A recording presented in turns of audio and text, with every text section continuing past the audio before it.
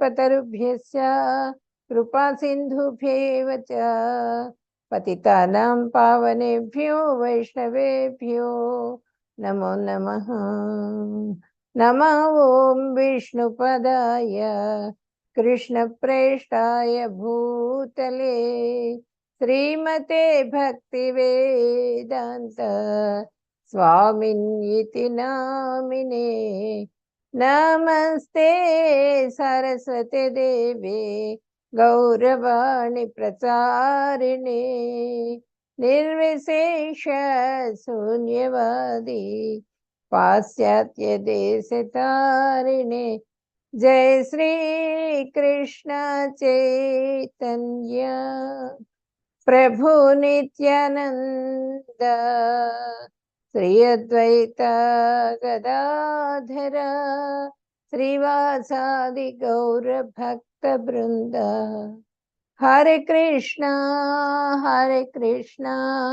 कृष्ण कृष्ण हरे हरे, हरे रामा राम राम हरे हरे। हरे कृष्ण।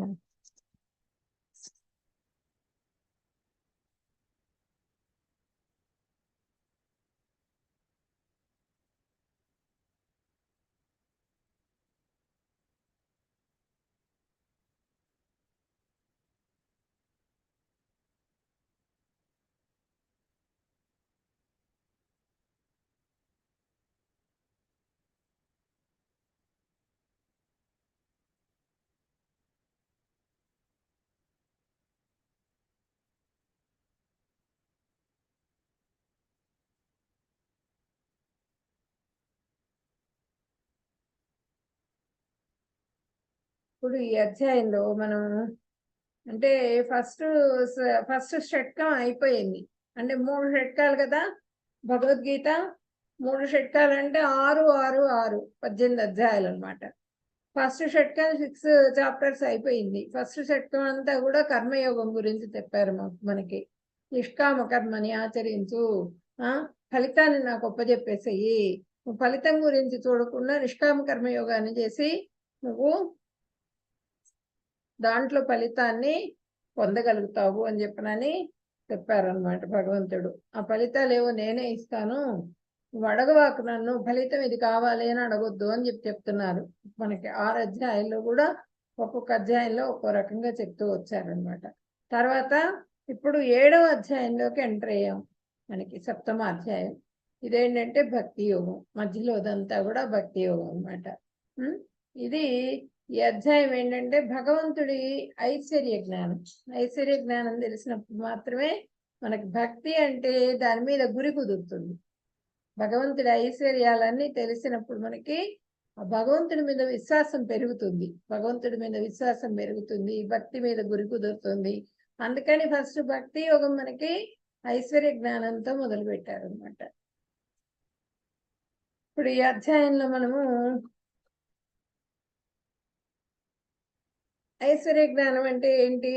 ఐశ్వర్య జ్ఞానం అంటే ఇప్పుడు మన దేవకి దేవి ఏం చేస్తుంది, కృష్ణ భగవానుడికి చక్కగా ఒక పెద్ద కిరీటం పెడతారు, మళ్ళీ అక్కడంతా మంచి అరేంజ్మెంట్స్ చేస్తారు, టేబుల్ వేస్తారు, చక్కగా కూర్చోబెడతారు, కాళ్ళు గడగటానికి నీళ్లు అన్ని అరేంజ్ చేస్తారు. ఆయన భగవంతుడు అని చెప్పిననే దీంట్లో ఆవిడ సేవ చేస్తారనమాట. తల్లి అయినప్పటికీ కూడా భగవంతుడిగా వాత్సల్యం చూపించింది ఎవరికి? దేవకీ దేవి. తర్వాత ఇక్కడ రాగానుగ భక్తి ఎవరు? ఇక్కడ వాత్సల్యం, మాధుర్య రసాన్ని కురిపించింది అనమాట. మాధుర్య రసం ఎవరు కురిపించారు? ఇక్కడ యశోదామాత ఆవిడేం చేస్తుంది? కృష్ణుడు రాగానే రానైనా రా, ఇక్కడ కూర్చోరా, నా పక్కన కూర్చో దా అని చెప్పనని తను తింటున్న కంచంలోదే తీసి ఆయనకి తినిపిస్తుంది అనమాట భగవంతుడికి. అది రాగానుగ భక్తి, మాధుర్య రసం అనమాట. ఇది ఐశ్వర్య రసం అయితే అది మాధుర్య రసం. ఇప్పుడు ఇక్కడ ఏం చెప్తున్నారు మనకి భగవంతుడు? జ్ఞాన విజ్ఞానాలను పొంది యుద్ధం చెయ్యి అని చెప్తున్నారు అనమాట. జ్ఞాన విజ్ఞానాలు శ్రవణంతో సిద్ధిస్తాయి.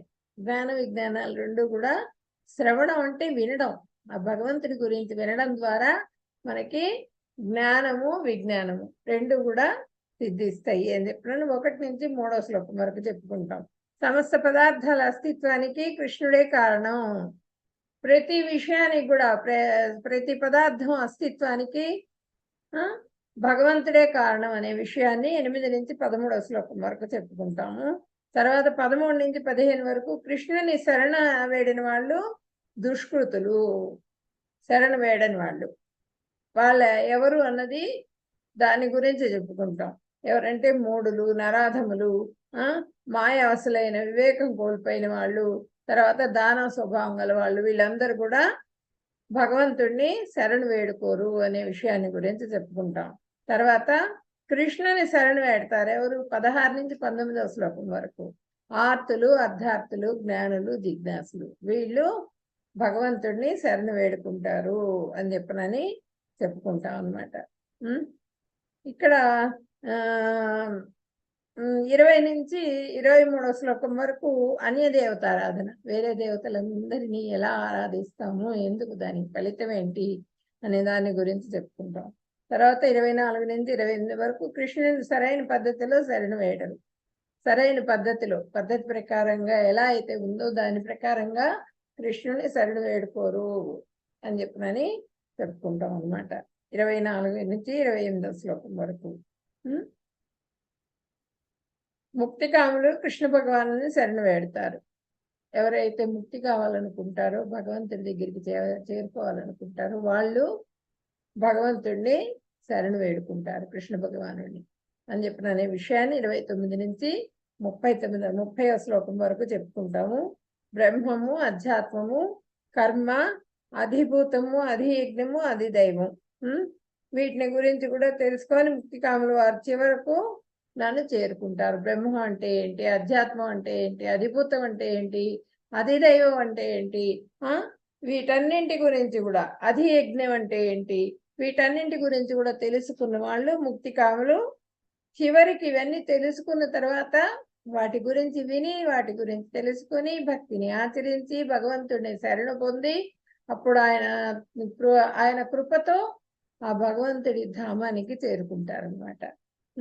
అదే చెప్తున్నారు.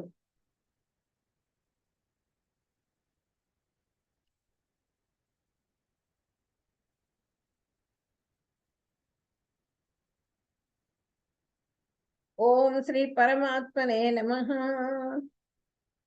7వ అధ్యాయः విజ్ఞానయోగం. విజ్ఞానయోగం. శ్రీ భగవానువాచ మయ్యాసక్తమనః పార్థ యోగం యుంజన్మదాశ్రయః అసంశయం సమగ్రం వాం యథా జ్ఞాస్యసి తచ్ఛృణు. ఇప్పుడు మనకి ఈ 6వ అధ్యాయంలో ఆఖరి శ్లోకంలో ఏం చెప్పారు మనకి? యోగినామపి సర్వేషాం మద్గతేన అంతరాత్మన శ్రద్ధావాన్ భజతే యో మాం సమేయుక్త తమోమతః. ఆఖరి శ్లోకంలో మనకి యోగినామపి సర్వేషాం, అధికమైన విశ్వాసంతో నా యందు ఉండి తనలో నన్నే తలుచుకుంటూ నాకు ప్రేమయుక్తమైన దివ్య సేవ ఎవరైతే చేస్తారో వాళ్ళు యోగమునందు నాతో మిక్కిలి సన్నిహితం కలిగి ఉన్న వాళ్ళు, పూర్తిగా వాళ్ళ మనసు నిండా నన్నే నంపుకొని ఎవరైతే సేవ చేస్తారో వాళ్ళు పూర్తిగా నాకు దగ్గరగా ఉన్నట్లు లెక్క అని చెప్పనని చెప్పారనమాట. యోగులందరిలోకి అత్యుత్తమైన యోగి ఎవరు అంటే భగవంతుడిని పూర్తిగా నమ్మి, భగవంతుడిని పూర్తిగా ఆరాధిస్తూ, శ్రద్ధతో, విశ్వాసంతో ఎవరైతే భగవంతుడిని హృదయం నిండా నింపుకుంటారో వాళ్ళు అత్యుత్తమమైన యోగులు అని చెప్పనని చెప్పారనమాట నిన్నటి లాస్ట్ శ్లోకాలు.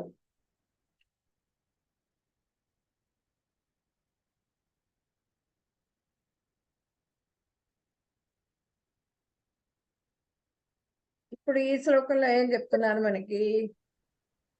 భగవానుడు పలికెను, ఓ పార్థ, మనస్సు నా మీదే నిలిపి నన్నే ఆశ్రయించి ధ్యాన యోగాన్ని ఆచరిస్తూ సందేహం లేకుండా సమగ్రంగా నన్ను ఎలా తెలుసుకోగలవో వివరిస్తాను విను. నన్ను గురించి ఏ విధంగా తెలుసుకుంటావు నువ్వు అన్నది వివరిస్తాను విను అని చెప్పనని చెప్తున్నారు అన్నమాట ఇక్కడ భగవంతుడు.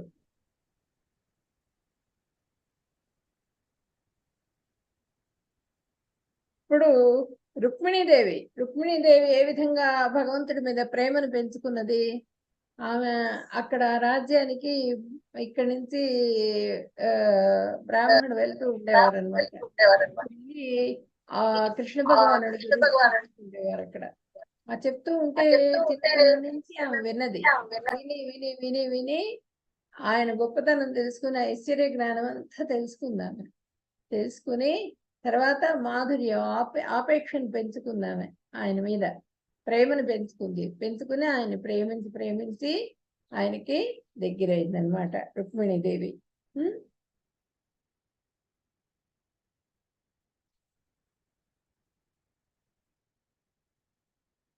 ఇప్పుడు శ్రవణం గురించి చెప్తున్నారు అనమాట ఇక్కడ.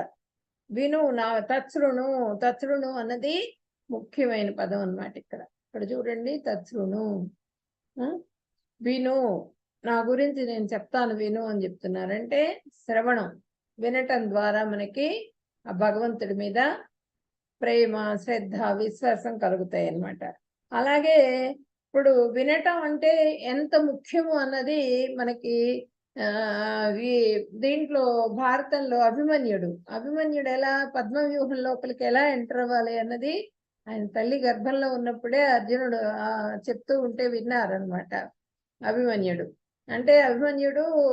సుభద్రాదేవి గర్భంలో ఉన్నప్పుడు ఆయన అర్జునుడు చెప్తూ ఉంటారు, సుభద్రకి చెప్తారు. యాక్చువల్గా సుభద్రకి చెప్తూ ఉంటే ఆవిడ నిద్రపోయిన తర్వాత లోపల కొడుతూ ఉంటే ఆవిడే వింటున్నారు అనుకొని చెప్తే తీరా చూస్తే అభిమన్యుడు అనమాట. సరే నిద్రపోతున్నది, ఇంకా సగంలో ఆగిపోతుంది అది చెప్పటం. అందుకని పద్మవ్యూహంలోకి ఎంటర్ అయ్యేంత వరకు విన్నారనమాట. అంటే మనకి ఎందుకు చెప్తారంటే ఇప్పుడు గర్భవతులు వాళ్ళు కూడా మంచి మంచి విషయాలు వినాలి అని చెప్తారు. మీరు అన్ని కూడా భగవంతుడి గురించి వినండి. అంటే లోపల శిశువు ఆ భగవంతుడి గురించి వినంగా కోరుకుండేది కూడా శిశువు భగవంతుడి గురించి కోరుకుంటూ ఉంటుంది వినాలని. ఆ శిశువుకి అందించాలి మనం ఏదైతే చెప్పామో, ఏదైతే చూసామో, ఏదైతే ఇంట్రెస్ట్ చూపించామో ఆ టైంలో మొత్తం ఆ ప్రభావం అంతా కూడా శిశువు మీద పడుతుంది. ఈ లోపల ఉన్నటువంటి శిశువు మీద మనం చూపించినటువంటి శ్రద్ధ అంతా కూడా దేని మీద శ్రద్ధ చూపిస్తే ఆ విధంగానే తయారవుతారు వాళ్ళు. ఇప్పుడు అందరూ టీవీలు విపరీతంగా చూస్తున్నారు, కొట్టుకోవటం చూస్తున్నారు, విపరీతంగా ఫైటింగ్. అందుకే వాళ్ళు పుట్టడమే ఫైటింగ్ తో ఇలా యుద్ధం చేస్తూ పుడతారు వాళ్ళు పిల్లలు. అది మనకి శాస్త్రంలోనే ఉంది. గర్భవతులు ఏ విధంగా ఉండాలి అన్నది కూడా మనకి శాస్త్రం తెలియజేస్తున్నది అనమాట. ఇక్కడ ఏం చెప్తున్నారు, మనకి అభిమన్యుడు కూడా గర్భంలో ఉన్నప్పుడే ఆ పద్మవ్యూహంలోకి ఎంటర్ అయ్యేది తెలుసుకున్నాడు. ప్రహ్లాదుడు అక్కడ నారదుడి ఆశ్రమంలో ఉన్నారనమాట. ఆ తల్లి గర్భంలో ఉన్నప్పుడు ఆ నారదుడి ఆశ్రమంలో నారదుడు వచ్చి రోజు ఉపదేశిస్తూ ఉండేవాళ్ళట ఆమెకి, ప్రహ్లాదుడి తల్లికి. ఆ చుట్టుపక్కలంతా కూడా వాతావరణము అందరూ కూడా భగవంతుడి నామస్మరణ చేయటం, భగవంతుడి జపం చేయటం, ఆ భగవత్ సేవలో అందరూ నియుక్తులై ఉండేవాళ్ళు. ఆ ప్రభావం అంతా కూడా ప్రహ్లాదుడి మీద పడ్డది. నామ సంకీర్తన అంతా కూడా ఆయన విని విని విని విని ఆయన కూడా గొప్ప భక్తుడుగా పుట్టడమే నారాయణ అనుకుంటూ పుట్టారు ఆయన. ఆ ప్రహ్లాదుడు కడుపులో ఉండంగా నుంచే ఆయన నారాయణ జపం మొదలు పెట్టేశారనమాట. నారాయణుడి భక్తుడైపోయినారు. అంటే శ్రవణం అనేది అంత ముఖ్యమైనది. గురువులు చెప్పినప్పటికీ గురువుల ద్వారానే వినాలి. సద్గురువుల ద్వారా ఎవరైతే కృష్ణ భక్తులు ఉంటారో వాళ్ళ ద్వారా వినాలి భగవంతుడి గురించి. వేరే వాళ్ళందరూ చెప్పేది వింటే మనకి శ్రద్ధ కలగదు, అవంతా వినకూడదు అనమాట. ఇప్పుడు వేరే వాళ్ళందరూ కూడా ఇప్పుడు డబ్బు కోసం ఉపన్యాసాలు ఇస్తూ ఉంటారు. వాళ్ళ అట్రాక్షన్ కోసమే చెప్తారు. రియల్గా ఏంటి అన్నది, సత్యం ఏంటి అన్నది చెప్పడానికి ప్రయత్నించేది మనకి ఆ భక్తులు మాత్రమే చెప్తారనమాట. భక్తులు చెప్పింది వినాలి భగవంతుడి గురించి. జ్ఞానం తేహం సవిజ్ఞానం ఇదం వక్ష్యామ్యశేషతః యజ్ఞాత్వా నేహ భూయః అన్యత్ జ్ఞాతవ్యం అవశిష్యతే. నేను ఇప్పుడు నీకు జ్ఞాన విజ్ఞానాలతో పాటుగా భౌతిక ఆధ్యాత్మిక జ్ఞానాన్ని గురించి సంపూర్ణంగా చెప్తాను. దీనిని గ్రహిస్తే ఈ లోకంలో నీవు మళ్ళీ తెలుసుకోదగింది ఏమీ ఉండదు. భౌతిక జ్ఞానం, ఆధ్యాత్మిక జ్ఞానం రెండు కూడా నీకు తెలియజేస్తాను విను అని చెప్పినని. ఈ రెండు నీకు తెలిసినాయి అంటే నువ్వు తెలుసుకోవాల్సింది ఇంకేం ఉండదు. మొత్తం కూడా ఆ భగవంతుడి భౌతిక జ్ఞానం ఏంటి, ఆధ్యాత్మిక జ్ఞానం ఏంటి అనేది మనకి తెలియజేస్తున్నారు. ఐశ్వర్య జ్ఞానం అన్నమాట. ఐశ్వర్య జ్ఞానం అంతా కూడా నేను తెలియజేస్తాను. అది తెలుసుకున్న తర్వాత ఇంక నీకు తెలుసుకోవాల్సిందంటూ ఏమి ఉండదు అని చెప్పినని భగవంతుడు చెప్తున్నారు ఇక్కడ.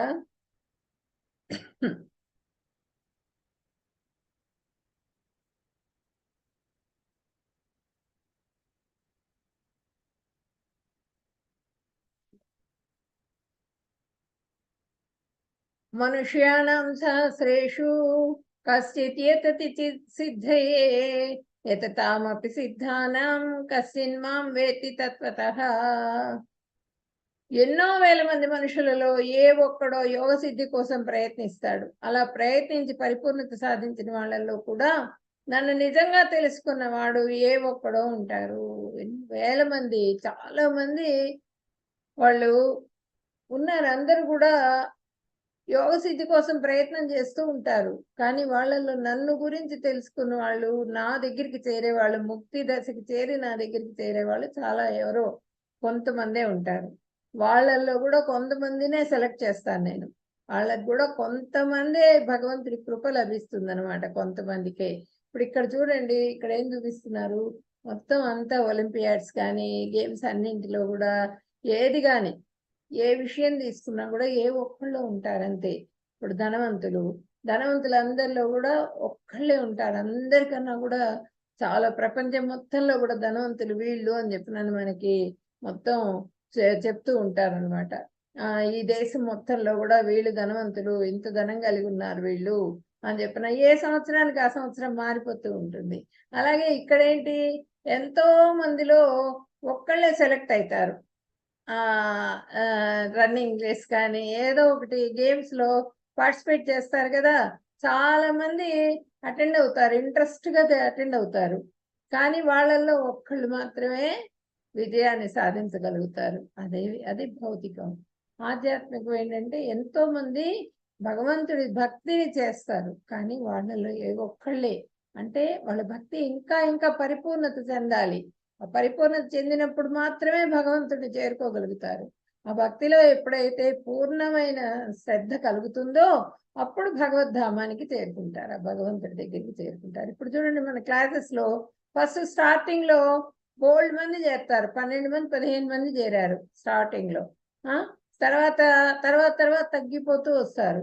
ఎందుకు అంటే వాళ్ళకి ఏదో ఇంక భౌతికంగా నిద్ర మేలుకోలేకపోతారు కొంతమంది. కొంతమంది రికార్డింగ్ విందాం అనుకుంటారు. ఈ విధంగా వాళ్ళు లైవ్లో వింటే ఏంటి ఉపయోగం అంటే, ఇప్పుడు వింటూ ఉన్నారు మీరు, మీకు ఏదైనా డౌట్ వస్తుంది, డౌట్ వచ్చినప్పుడు వెంటనే దాన్ని మీరు క్లారిఫై చేసుకోవచ్చు.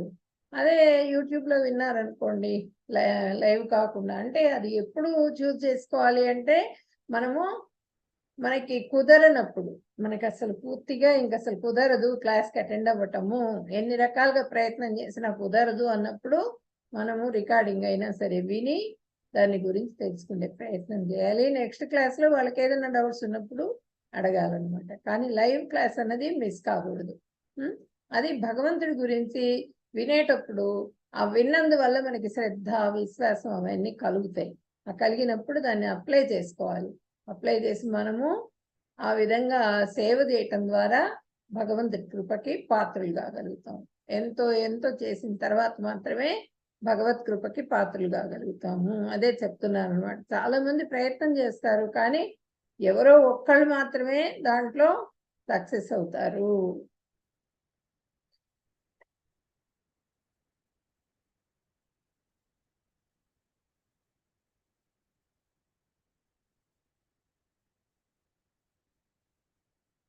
అత శ్రీకృష్ణనామాది న భవేద్ గ్రాహ్యమింద్రియైః సేవోన్ముఖే హి జిహ్వాదౌ స్వయమేవ స్ఫురత్యదః.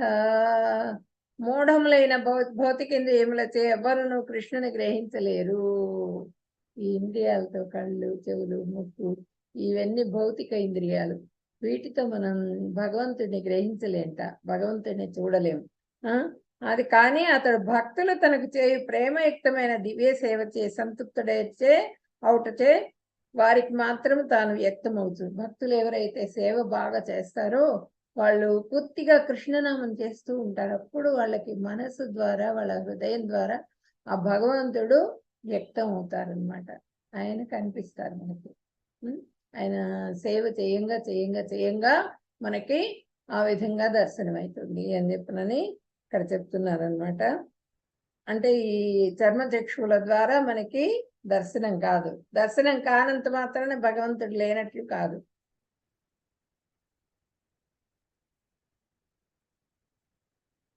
భూమిరాపో అనలో వాయు ఖమ్మనో బుద్ధిరేవ చ అహంకార ఇతి ఎమ్మే భిన్న ప్రకృతి రష్టదా. భూమి, జలము, అగ్ని, వాయువు, ఆకాశము, మనస్సు, బుద్ధి మరియు అహంకారం అని 8 విధాలుగా నా మాయాశక్తి విభజింపబడింది. భూమి అంటే మనకి గంధం అన్నమాట, వాసన, మంచి వాసన వస్తూ ఉంటుంది భూమిలో నుంచి. భూమి మీద వర్షం పడుతుంది అనుకోండి, ఆ వర్షం పడ్డప్పుడు దూరంగా వర్షం పడుతున్నా కూడా స్మెల్ మనకి గాలి తీసుకొచ్చేస్తుంది మన దగ్గరికి. ఎక్కడో వర్షం పడుతుంది, భలే మంచి స్మెల్ వస్తుంది అనుకుంటాం. ఆ భూమిలో నుంచి మంచి వాసన వస్తూ ఉంటుందట. గంధం అంటే ముక్కుకు సంబంధించింది. జలము, జలం అంటే రుచి, నాలిక అనమాట, నాలికకి సంబంధించింది. తర్వాత వాయువు, వాయువు అంటే మనకి స్పర్శ. ఇప్పుడు గాలి వచ్చి తగులుతుంది మనకి శరీరానికి, తగిలినప్పుడు హాయిగా ఉంటుంది. అబ్బా భలే హాయిగా చల్లగా గాలి కొడుతుంది మనకి అని చెప్పి అనుకుంటాం. బాగా గాలి కొడుతుందిరా, ఉక్కపోస్తుంది, అబ్బా తట్టుకోలేకపోతున్నాను అని చెప్పి కూడా అనుకుంటాం. అది గాలి. తర్వాత ఆకాశం, ఆకాశం అంటే శబ్దం, ఓంకార శబ్దం వస్తూ ఉంటుంది మనకి. మనం ఎక్కడైనా కొంచెం ఎత్తు ప్రదేశానికి వెళ్ళి సముద్రానికి దగ్గరలో అట్లా ఉంటాయి కదా ఇళ్ళు, ఒక కిటికీ తీసామనుకోండి, కిటికీ తీస్తే మనకి స్పష్టంగా తెలుస్తుంది, ఓం అంటూ సౌండ్ వస్తుంది మనకి. ప్రతి శబ్దంలో కూడా ఓంకారం ఉంది, ప్రతి చోట కూడా ఆ గాలి వ్యాపించి ఉంటుంది కదా. ఆ గాలిలో ఆకాశం మొత్తం కూడా శబ్దంతో నిండిపోయి ఉన్నదనమాట. కాబట్టి ఓంకారం అనేటువంటి శబ్దం ప్రతి చోట కూడా నిక్షిప్తమై ఉన్నది. అది మనం గమనిస్తేనే అది మనకి తెలుస్తుంది అనమాట. అక్కడ సముద్రపు హోర్లో కూడా మనకు ఓంకారం వినిపిస్తుంది, మన చెవిలో నుంచి కూడా మనకు ఓంకారం వస్తూ ఉంటుంది. మనం బ్రీదింగ్ చేసినప్పుడు కూడా ఓంకారం వినిపిస్తుంది, ఓం ఓం అని వినిపిస్తూ ఉంటుంది మన శరీరంలో నుంచి. ఉచ్ఛ్వాస నిశ్వాసాల ద్వారా ఓంకారం వస్తూ ఉంటుంది మనకి. అట్లా ఓంకారం అనేది వినిపిస్తుంది అనమాట. అది మనకి ఓంకారం అనేది శబ్దం, ఆకాశం. తర్వాత మనస్సు, బుద్ధి, అహంకారం, ఈ 3 కూడా 8 విధాలు, 8 విధాలుగా ఈ 3 కలిపి 8 విధాలుగా నా మాయాశక్తి విభజింపబడింది అని చెప్తున్నాను భగవంతుడు చెప్తున్నారు. అపరాప్రకృతి, పరాప్రకృతి, 8 భగవంతుని భిన్న ప్రకృతి రూపాలు. వీటిల్లో అపరాప్రకృతి అంటేనేమో మనకి ఈ భౌతిక ప్రకృతి, పరాప్రకృతి అంటే భగవంతుడిది అనమాట, ఆధ్యాత్మిక ప్రకృతి.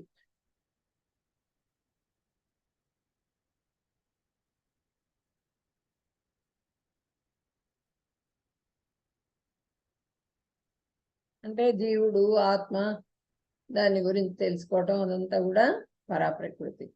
దేహం అంటే ఏంటి, ఆత్మ అంటే ఏంటి, దేహానికి ఆత్మకి ఉన్నటువంటి వ్యత్యాసం ఏంటి, ఇవన్నీ కూడా మనం చదువుకొని వచ్చాం కదా, అది పరాప్రకృతి. ఇవన్నీ మొత్తం కూడా మనకి భగవంతుడి ఐశ్వర్య జ్ఞానం.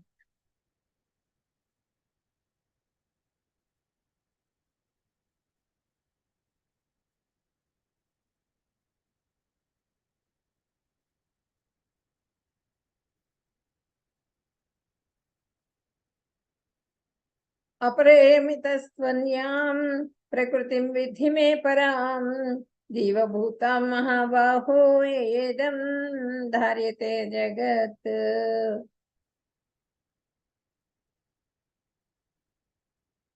అపర మాన్యమైనది. ఇప్పుడు మహాబాహు అయిన అర్జున, మహాబాహువులు కలిగినటువంటి అర్జున, ఇప్పుడు చెప్పింది అపరా ప్రకృతి జీవరూపమై ఈ జగత్తునంతటిని ధరిస్తున్న నా మరో ప్రకృతి ఇంకొకటి ఉన్నది, మేలైనదని తెలుసుకో. ఇప్పుడు మనకి 8 చెప్పారు కదా, అది అపరా ప్రకృతి. అపరా ప్రకృతి గురించి చెప్పాను నేను. ఇంకొక ప్రకృతి ఉంది, దాని గురించి కూడా చెప్తాను, నేను తెలుసుకో అని చెప్తున్నాను అనమాట. అపరా ప్రకృతి అంటే భౌతిక ప్రకృతి. దీని గురించి చెప్పారు మనకి మొత్తం కూడా. ఆత్మలన్నీ శాశ్వతంగా ఉంటాయి, శరీరాలు నశించిపోతూ ఉంటాయి. నశించిపోయినప్పుడు ఆత్మ మళ్ళీ వేరే శరీరంలో ప్రవేశిస్తుంది. ఆత్మ ఎప్పుడు శాశ్వతంగా ఉంటుంది. ఇవన్నీ కూడా మనకి మనసు, బుద్ధి, అహంకారము, ఇవన్నీ వీటిని బట్టి ఒక దేహం ఏర్పడుతుంది అని చెప్పినని కూడా మనము తెలుసుకున్నాం అన్నమాట.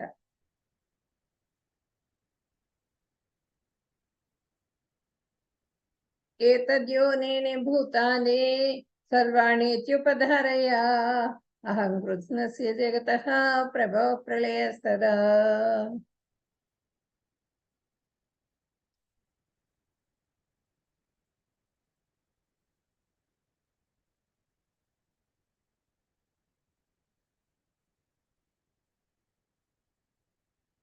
ఇప్పుడు నా 2 ప్రకృతులచే నుంచే సమస్త భూతాలు పుడుతున్నాయని గ్రహించు.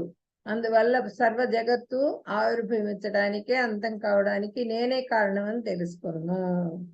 అది ప్రకృతి యొక్క అంతానికి, ఆదికి, రెండింటికి కూడా నేనే కారణం అని చెప్పి తెలుసుకోమని చెప్తున్నాను అనమాట భగవంతుడు. అంటే ఆ సృష్టి చేసేది నేనే, దాని ప్రళయం వచ్చిన తర్వాత దాన్ని నాశనం చేసేది కూడా నేనే అని చెప్పి చెప్తున్నారు అన్నమాట భగవంతుడు.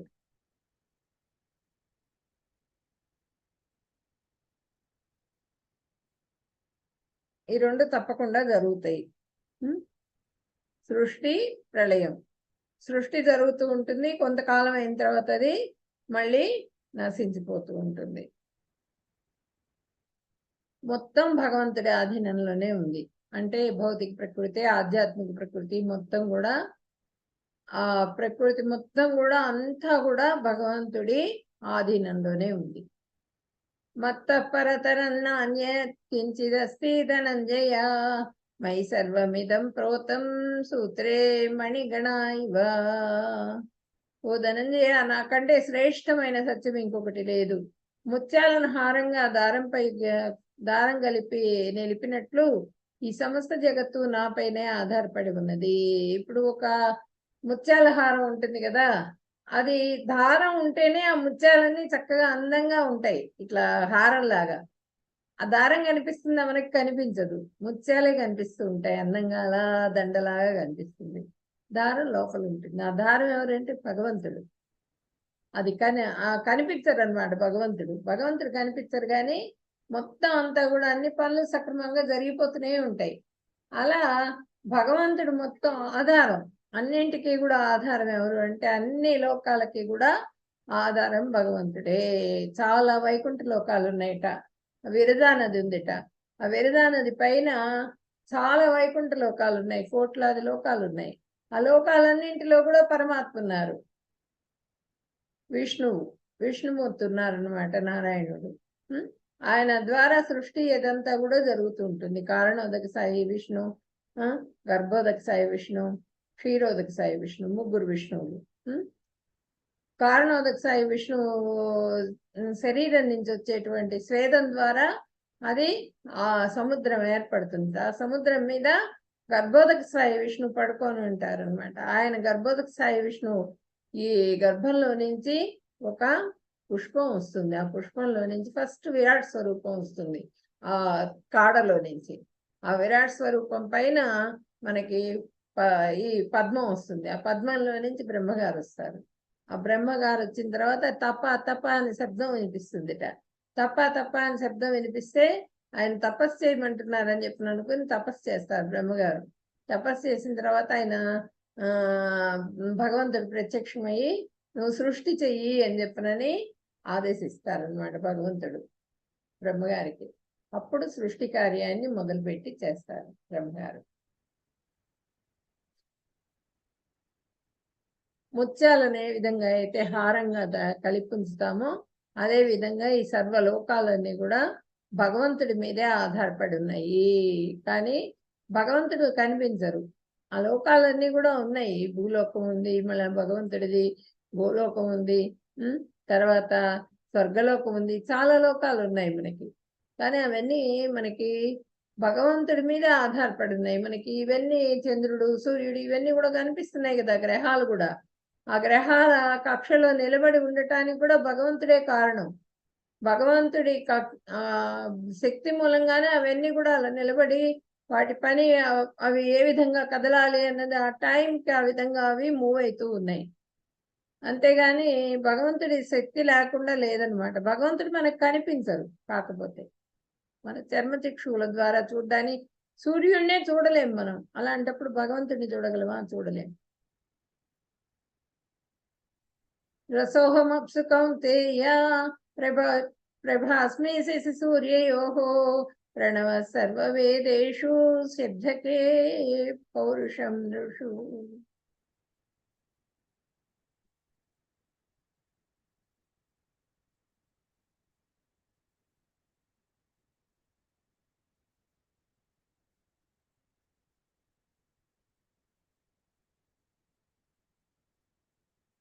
ఓ కుంతిపుత్రుడా, నేను నీటిలో రుచిని, సూర్యచంద్రులలో కాంతిని అయి ఉన్నాను. వేదాల్లోని ఓంకారాన్ని, ఆకాశంలోని శబ్దాన్ని, నరులలో వారి సామర్థ్యాన్నిగా నేనే, మొత్తం కూడా నేనే అని చెప్తున్నారనమాట. కుంతిపుత్రుడా, నేను నీటిలో నుంచి రుచి, ఆ రుచిని నేనే అంటున్నారు. అంటే ఆ రుచిని ఏర్పాటు చేసిన వాడిని నేనే అని. ఆ భగవంతుడు కనిపించాలబ్బా, ఇంత ఎక్కడి నుంచో వస్తాం, వచ్చినప్పుడు మనకి అన్ని స్వీట్స్ అవన్నీ ఇచ్చారనుకోండి, మనం తినగలమా? తినలేం. కొన్ని మంచినీళ్ళు ఇవ్వమ్మా, ఫస్ట్ మంచినీళ్ళు అయితే ప్రాణం వస్తుందంట. అది భగవంతుడి స్పర్శ. ఆ నీటిలో ఉన్నటువంటి శక్తి ఎవరంటే భగవంతుడిదే. ఆ రుచి అన్నది భగవంతుడిది. సూర్యచంద్రుల్లో ఉన్న కాంతి, సూర్యుడిలో కాంతి ఉంటుంది, చంద్రుడిలో కాంతి ఉంటుంది. చంద్రుడిలో ఏంటంటే మొత్తం కూడా రసాలన్నీ కూడా వస్తాయి. ఆయన నుంచి, చంద్రుడి నుంచి వచ్చేటువంటి కాంతి మూలంగా మనకి ఫ్రూట్స్లో వచ్చేటువంటి రసాలు కానీ, టేస్ట్ కానీ, కలర్ కానీ, తర్వాత ఔషధుల్లో వచ్చేటువంటి శక్తి కానీ అంతా కూడా చంద్రుడి కిరణాల ద్వారా వస్తుందన్నమాట, చంద్రకాంతి ద్వారా. అవి ఏర్పాటు చేసిన వాళ్ళు ఎవరు? కృష్ణ భగవానుడు. ఆ కృష్ణ భగవానుడి శక్తి అన్నమాట. ఆ శక్తి ద్వారా మాత్రమే ఆ కాంతి వస్తుంది. తర్వాత వేదాల్లోని ఓంకారం, వేదాల్లోని ఓంకారం ప్రతి చోట మనకి వినిపిస్తూ ఉంటుంది. వేదంలో ఓంకారం ఉంది, శబ్దం. ఆ శబ్దం కూడా భగవంతుడే. ఆకాశంలో శబ్దం, ఆకాశంలో ఉన్నటువంటి శబ్దం కూడా భగవంతుడే. అన్నిట్లో నరుల్లో ఉన్నటువంటి సామర్థ్యం కూడా నేనే. నేను చాలా గొప్పవాడిని, నేను చాలా డబ్బు సంపాదించాను, నాకు తెలివితేటలు ఎక్కువ ఉన్నాయి, నేనని చెప్పుకుంటూ ఉంటాం. అన్నీ నేను చేశానని.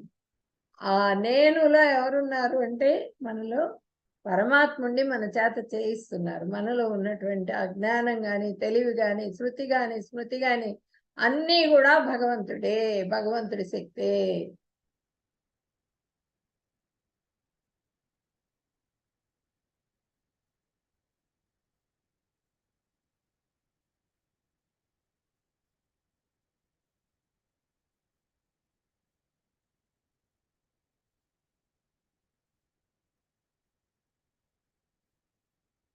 ఏ చైవ సాత్వికా భావా రాజసాస్తామసాశ్చయే మత్తయేవేతి తాన్ విద్ధి నత్వహం తేషు తే మయి. సత్వగుణాలతో కూడినట్టుది కానీ, రజోగుణంతో కూడినట్టుది కానీ, తమోగుణంతో కూడినట్టుది కానీ భావములన్నీ నా శక్తి చేతనే వ్యక్తీకృతములవుతున్నాయి. అదే విషయాన్ని తెలుసుకో నువ్వు. ఒక విధంగా నేను సర్వమును కానీ స్వతంత్రుడను లేదా భౌతిక ప్రకృతి గుణములకు లోబడి ఉండను. కానీ అవి నా యందు ఉండును. భౌతిక ప్రకృతి మొత్తం నాలో ఉంది, కానీ వాటికి నేను లోబడను. అంటే ఇప్పుడు ప్రకృతి గుణాలు ఉంటాయి కదా, గుణాల ప్రభావం మన మీద చూపిస్తుంది, కానీ భగవంతుడి మీద చూపించదు. ఎందుకంటే గుణాలన్నీ కూడా ప్రభువు, భగవంతుడి ప్రభువు. ఆ ప్రకృతి మొత్తం ప్రకృతి అధీనంలో ఉన్నాయి కదా, ఆ ప్రకృతి భగవంతుడి అధీనంలో ఉంది. భౌతిక ప్రకృతి మొత్తం కూడా జీవుల యొక్క సత్వగుణము, రజోగుణము, తమో గుణము చెందిన భావాలన్నీ కూడా నా శక్తి వల్లనే కలిగాయని తెలుసుకున్నాము. భగవంతుడి శక్తి మూలంగానే ఇవన్నీ కూడా వస్తున్నాయి. వాటిలో నేను లేను, నాలో అవి ఉన్నాయి. వాటిలలో నేను లేను, అవి నాలో ఉన్నాయి. కానీ అంటే నేను వాటికి అన్నిటికీ కూడా అధిపతిని, కానీ అవి నాలో లేవు. అవి నన్ను ఏమీ ప్రభావితం చేయలేవు ఆ గుణాలు అని చెప్పినని భగవంతుడు చెప్తున్నారనమాట. మనకు వస్తుంది కదా రజోగుణం, కోపం వస్తుంది. తమో గుణం వచ్చినప్పుడు మనకి ఇది నిద్ర వస్తూ ఉంటుంది. తర్వాత ఏమో అమాయకంగా ఉంటాము, తప్పు పనులు చేస్తూ ఉంటాము. ఇవన్నీ కూడా తమో గుణం లక్షణాలు. సత్వగుణం మొత్తం అన్నీ కూడా ఆయన అధీనంలోనే ఉన్నాయి. ఆ అధీనంలో అవన్నీ నా అధీనంలో ఉన్నాయి, కానీ వాటికన్నిటికీ ప్రభువు నేనే. ఆ ప్రకృతి, భౌతిక ప్రకృతి మొత్తానికి కూడా నా చెప్పు చేతల్లోనే ఉంది, నేను చెప్పినట్టే నడుచుకుంటుంది అది అని చెప్తున్నారు అనమాట. గుణమై భావై ఏభి సర్వమిదం జగత్ మోహితం నాభిజానాతి మామేభ్య పరమవ్యయం. సత్వగుణము, రజోగుణము, తమో గుణము అనే 3 గుణాల ద్వారా మోహితులైన మొత్తం ప్రపంచం ఈ గుణములకు అతీతుడను నశింపులేని వాడను అయిన నన్ను తెలుసుకొనలేకున్నది. మొత్తం సత్వగుణం కానీ, రజోగుణం కానీ, తమో గుణం కానీ, ఈ 3 గుణాల ద్వారా మోహితులైపోతున్నాం మనం. సత్వగుణంలో ఉంటాము కొద్దిసేపు, ప్రతి మనిషికి కూడా కొంత టైం సత్వగుణం ఉంటుంది, తర్వాత రజోగుణంలోకి వెళ్ళిపోతారు, తమో గుణం తర్వాత వస్తూ ఉంటుంది. ఈ 3 గుణాల ద్వారా ప్రతి వ్యక్తి కూడా ప్రభావితం అవుతూ ఉంటారు. మోహితులైన మొత్తం ప్రపంచం మొత్తం కూడా జీవరాశులు అన్నిటికి కూడా ఉంటాయి గుణాలు. ఈ గుణాలకు అతీతుడను, నశింపులేని వాడను. ఈ గుణాలన్నిటికీ కూడా అతీతుడిని నేను, ఎప్పటికీ శాశ్వతుడిని నేను, నశింపులేని వాడిని. కానీ ఆయన నన్ను తెలుసుకోలేకపోతున్నారు అని చెప్తున్నారు అన్నమాట భగవంతుడు. దైవీశేష గుణమయీ మమ మాయా దురత్యయ మామేవ ఏ ప్రపద్యంతే మాయామేతాం తరంతి తే. ప్రకృతి త్రిగుణ స్వరూపమైన నా ఈ దైవీ మాయను దాటడం సామాన్యులకు సాధ్యపడదు. అయితే నన్నే ఆశ్రయించిన వాళ్ళు దానిని సులభంగా దాటగలుగుతారు. మాయా ప్రభావం, ఈ గుణాల ప్రభావం ప్రతి వ్యక్తి మీద ఉంటుంది. ఆ గుణాల ప్రభావం మన మీద పడకుండా మనం రక్షింపబడాలి అంటే ఆ భగవంతుడిని శరణు వేడుకోవాలి. పూర్తిగా భగవంతుడి సేవ ఎవరైతే చేస్తూ ఉన్నారో వాళ్ళు ఈ మాయా ప్రభావం నుంచి తట్టుకోగలుగుతారు, పక్కకి వెళ్ళిపోగలుగుతారు, దాటగలుగుతారు అనమాట. మామూలు వాళ్ళు ఎవ్వరు కూడా దాటలేరు. ఆ మాయ ఆవరిస్తూనే ఉంటుందన్నమాట. ఎప్పుడెప్పుడు వీడిని పట్టుకుందామా అని ఎదురు చూస్తూ ఉంటుంది. మనం ఆ మాయకి దొరకకుండా మనం ఏం చేయాలి? మనం పూర్తిగా భగవంతుడి అధీనంలో ఉండాలి. అప్పుడు మాయ మనల్ని ఏం చేయదన్నమాట. ఇప్పుడు ఇక్కడ చూడండి, మన ఇస్కాన్ భక్తులు ఇలా పెట్టి హరే కృష్ణ కృష్ణ కృష్ణ హరే హరే, హరే రామ రామ రామ హరే హరే ఎందుకు చెప్తారు? ఇట్లా కృష్ణుడిని ఇట్లా పెట్టుకుని భజనలు చేస్తున్నారు, కీర్తన చేస్తూ ఉంటారు, భగవంతుడి పాటలు పాడుతూ ఉంటారు. ఇలా పెడతారు ఎందుకు? భగవంతుడా నన్ను చెయ్యి పట్టుకుని మాయా ప్రభావం నా మీద పడకుండా నన్ను నీ దగ్గరికి చేర్చుకో అని చేతులు అందించటం. నేను ఇలా నీకు అధీనంలో ఉన్నాను, నేను నాకు ఎటువంటి ఇది లేదు, వైరాగ్యంలో ఉన్నా, నేను పూర్తిగా నీ సేవలో ఉన్నా, నేను నన్ను నీ దగ్గరికి చేర్చుకోనైనా అని చెప్పిన నీ చెయ్యి అందించు నాకు అని చెప్పి చెయ్యి ఎత్తుతున్నాం అనమాట. ఆయన అప్పుడు చెయ్యి అందిస్తారు. చెయ్యి పట్టుకుని ఆయన ఈ భౌతికమైనటువంటి ఈ సముద్రాన్ని దాటిస్తారనమాట. ఈ సముద్రాన్ని దాటించి ఆయన ధామానికి తీసుకెళ్ళిపోతారు.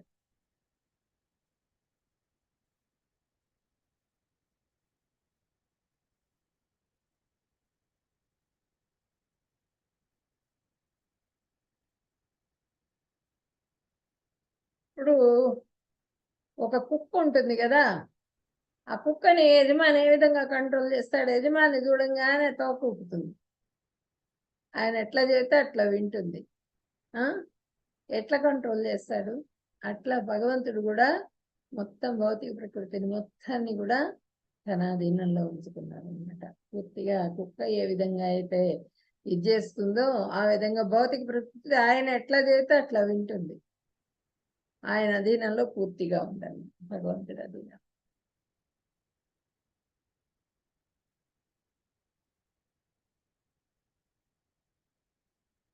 न मां दुष्कृतिनो मूढाः प्रपद्यन्ते नराधमाः माययापहृतज्ञाना आसुरं भावमाश्रिताः. ఇప్పుడు గాడిద ఏ విధంగా అయితే 2 గడ్డి పరకల కోసం కష్టపడుతూ ఉంటుందో, 2 గడ్డి పరకలు అంత గడ్డేస్తాడంతే. దాని చేత సర్వచాకిరి చేయిస్తాడు. పొద్దు నుంచి రాత్రి దాకా మూటలు మోసి మోసి మోసి మోసి కష్టపడుతుంది. అదే విధంగా ఈ మనిషి కూడా భౌతికమైన వాంఛలతో కోరికలతో ఆ కోరికలు తీరటం కోసంగా పొద్దున్నుంచి అర్ధరాత్రి దాకా కష్టపడతాడు, విపరీతంగా కష్టపడతాడు అనమాట. అంతేగాని భగవంతుడి కీర్తన ఒక 5 నిమిషాలు చేయనాయన అంటే టైం లేదంటాడు. భౌతికమైనటువంటి వాంఛలు తీర్చుకోవడానికి కష్టపడుతూ ఉంటాడు. పాపాత్ములు, మూఢులు, మానవాధములు, మాయలో పడి వివేకం కోల్పోయిన వాళ్ళు, రాక్షస స్వభావాలను ఆశ్రయించిన వాళ్ళు నన్ను పొందలేరు. పాపాత్ములు, పాపాలు చేసేవాళ్ళు, హింస చేస్తూ ఉంటారు, మనస వాచ కర్మణ ఎదుటి వాళ్ళని హింసిస్తూ ఉంటారు, ఎదుటి వాళ్ళని బాధ పెడుతూ ఉంటారు. వాళ్ళు మాకు కష్టంగా ఉంది అని చెప్పినా కూడా వినరు. వీళ్ళు నా సంతోషమే ముఖ్యం అంటారు. చుట్టూతా ఎవరు ఎంత చెప్పినా కూడా వినరు. మాకు కష్టంగా ఉంది, నువ్వు ఈ విధంగా బిహేవ్ చేస్తుంటే అని చెప్పినా వినరు. వాళ్ళ సంతోషము, వాళ్ళ మాట వాళ్ళదే, మొండితనం. ఆ విధంగా ఉంటారు, పాపాత్ములు అన్నమాట వాళ్ళు. తర్వాత మూఢులు, మూర్ఖత్వం కలిగి ఉంటారు. తర్వాత మానవుల్లో అధములు. ఇప్పుడు మానవుల్లో మంచి వాళ్ళు ఉంటారు చాలా మంది, వాళ్ళ పని వాళ్ళు చేసుకుంటూ పోయేవాళ్ళు.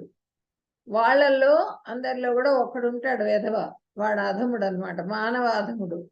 తర్వాత మాయలో పడి వివేకం కోల్పోయిన వాళ్ళు, వీళ్ళందరూ కూడా భగవంతుడిని గుర్తించరు, రాక్షస స్వభావాలు కలిగి ఉంటారనమాట.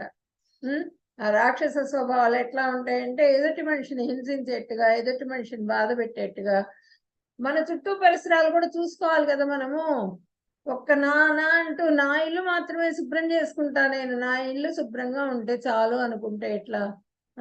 నా శరీరం ఇప్పుడు లోపల ఆత్మ సూక్ష్మ శరీరం ఆత్మ శుభ్రంగా ఉండాలి, హ్యాపీగా ఉండాలంటే మనం ఏం చేయాలి? దేహాన్ని కూడా శుభ్రంగా ఉంచుకోవాలి, చక్కగా స్నానం చేయాలి, శుచిగా ఉండాలి. జపం చేసేటప్పుడు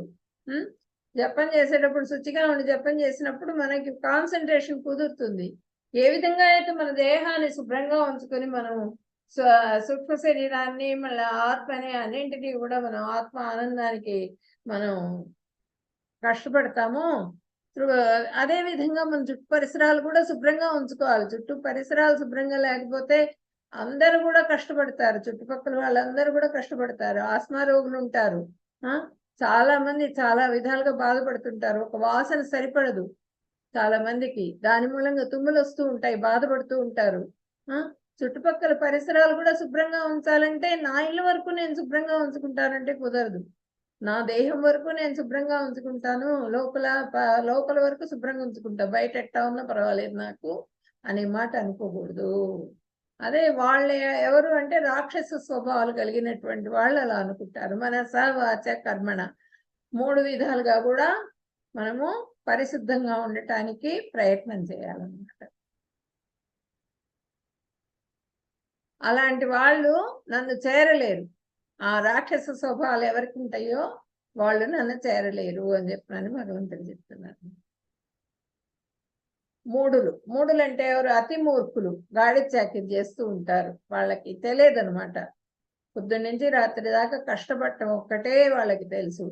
నరాధమః, మానవుల్లో అధములు. మాయాపహృత జ్ఞాన, మాయా ప్రభావం వల్ల తమ విశేష జ్ఞానము నశించిన వారు. అంటే గుణాల ప్రభావం, రజోగుణం, తమో గుణం, సత్వగుణం, ఈ మూడిటితో అల్లాడుతున్నటువంటి వాళ్ళు అనమాట. ఆ గుణాల ప్రభావంతో వాళ్ళ జ్ఞానం నశించిపోతుంది. ఆ భగవంతుడిని గుర్తించలేరు వాళ్ళు. సమాజంలో తప్పుదారి పట్టిన మేధావులు. వాళ్ళు ఏం చేస్తారు? తప్పుదారి పట్టిన మేధావులు, భగవంతుడు లేడు, ఎందులో ఉంది చూపించు, నువ్వు భగవంతుడిని ప్రభుపాదులు వారిని అడిగారట అక్కడ. మీరు భగవంతుడు అని పెద్ద స్మానం చెప్తున్నారు కదా, భగవంతుడిని మీరు చూసారా అని అడిగారట. అడిగితే నేను చూశానని చెబితే నువ్వు నమ్ముతావా అని అడిగారట ఆయన. ఇప్పుడు కూడా నాకు కనిపిస్తున్నాడు భగవంతుడు, కంటిన్యూస్గా ఎప్పుడు కూడా 24/7 ఎప్పుడు నాలో నామం స్మరణ జరుగుతూ ఉంటుంది. ఎప్పుడు నాకు భగవంతుడు కనిపిస్తూ ఉంటారు, కళ్ళకి చూస్తూ ఉంటాను ఆయన్ని అని చెప్పారట. అది నమ్మాలి. నేను నమ్మనంటాడు. మాయాపహృత జ్ఞానం, ఎప్పుడైతే వాళ్ళు మాయా ప్రభావంలోనే వాళ్ళు ఉంటారో వాళ్ళు నమ్మరు భగవంతుడిని. నువ్వు చూపించి నాకు భగవంతుడిని చూపిస్తే నువ్వు చూడగల కెపాసిటీ నీకు ఉండొద్దా? భగవంతుడు చెప్తారు కదా, నీకు దివ్య చక్షులు ఇస్తే మాత్రమే నా ఐశ్వర్య జ్ఞానాన్ని చూడగలవు అని. ఆ దివ్య చక్షులు మనం తెచ్చుకోవాలి, ఆ జ్ఞానాన్ని తెచ్చుకోవాలి. భగవంతుడు మనకు ఆ కృపని కురిపించాలి. కురిపించినప్పుడు మాత్రమే మనం దాన్ని అందుకోగలుగుతాం, లేకపోతే అందుకోలేము. సమాజంలో తప్పు పట్టిన మేధావులు వాళ్ళు తప్పుదారి పట్టడం కాదు, వేరే పక్క మొత్తం చుట్టూ సమాజాన్ని కూడా నాశనం చేసేస్తూ ఉంటారు వాళ్ళు. అసుర భావాశ్రితా, ఆసురం భావమాశ్రితా అంటే రాక్షస గుణాలు కలిగినటువంటి వాళ్ళు. హింసా ప్రవృత్తి అనమాట. ఎదుటి వాడిని హింసిస్తూ ఉండేటువంటి రాక్షస, అంటే పూర్తిగా అంతా నేనే అధికారం చెలాయించాలి, మొత్తం నాదే కావాలి, అంత డబ్బు కావాలి, ఏదైనా సరే దానికోసంగా వాళ్ళు తప్పు పనులు చేస్తూ ఉంటారు.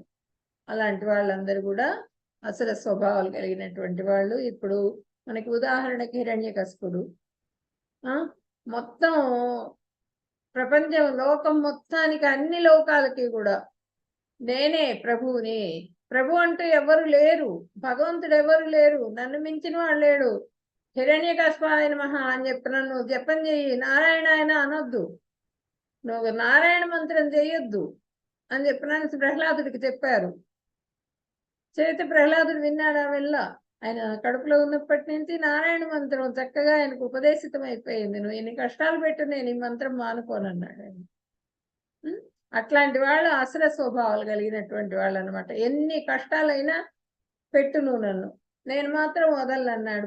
భగవంతుడి పాదాలు వదిలిపెట్టనన్నాడు ప్రహ్లాదుడు, ఆ నామస్మరణ వదిలిపెట్టనన్నాడు. కానీ హిరణ్యకశిపుడు ఏం కోరుకున్నాడు? మొత్తానికి ప్రభువు నేనే అని చెప్పినాను అనుకున్నాడు. అవ్వగలిగాడా? రాక్షస ప్రవృత్తి అనమాట అది. భగవంతుడిని గుర్తించలేకపోవటం రాక్షస ప్రవృత్తి. చతుర్విధా భజంతే మాం జనా సుకృతినో అర్జున, ఆర్తో జిజ్ఞాసురర్థార్థి జ్ఞాని చ భరతర్షభ. ఓ భరతవంశ శ్రేష్ఠుడు, ఆపదలో ఉన్నవాడు అంటే ఆర్తులు అనమాట. ఆపదలో ఉన్న వాళ్ళు ఎవరు? ఇప్పుడు ద్రౌపది ఆపదలో ఉంది.